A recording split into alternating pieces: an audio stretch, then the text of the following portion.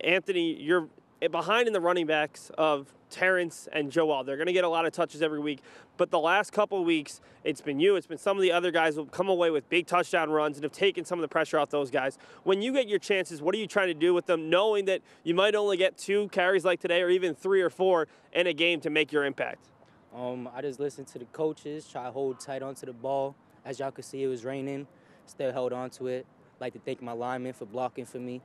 I'm a Jet all the way. Thank my whole team. Defensively, you had maybe even bigger impact. You had 4 tackles, a sack, an interception. Westy had a couple chances. They pushed the ball down the field, and then you guys came away with big picks. They cost themselves with some penalties. How big is it as a two-way player to get that shutout? A lot of the younger guys came in, and they still were able to hold on and hold them to 0 points. Just listen to the coaches, do what I got to do. They say, don't let no one behind you. I try my hardest not to let nobody behind me. This is the outcome of it. Tough game against Madison Park. What does it mean to bounce back like this for you guys to make a push towards the playoffs now at 4-1? Put that game behind us, go day by day in practice, work hard, just look for our next opponents. Thanks a lot, Anthony. Congratulations on a great game. We'll bring in head coach John Parziale.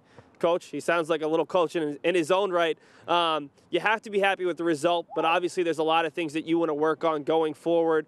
What's the biggest thing you need to work on heading towards the playoffs? Well, we're not in the playoffs yet, so it hasn't happened, so we're not there yet. But we do have to work on our tackling. We still don't tackle well enough, I don't think. We'd like to throw the ball a little more. However, this week and last week, the rain has been really, really bad. It's been tough for us. We threw a few passes, but nothing great. We're going to work on our passing game, and I think tackling defensively. One of the fun things about watching a game like this, when you're able to take out your starters early in the third quarter, is to see the younger guys come in, and it really seemed like a lot of guys were excelling. The defense was good. You were able to move the ball, a couple costly penalties. How excited are you, not just for the team this year, a lot of your upperclassmen, but seeing some of the younger guys step up and knowing they might be able to make an impact later this season or next year?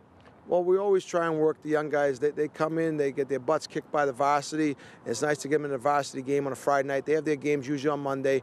This week will actually be on a Tuesday because of the holiday. But they work their tails off. I mean, we got 50 kids in the program, and it's nice to get them out there so they can either get a carry or 2 or, make a tackle, and they feel proud for themselves. And like I try and tell them, the varsity kids were there at one point playing JV, so it's all going to take a little time, but you'll be ready eventually. And it's a good experience for them.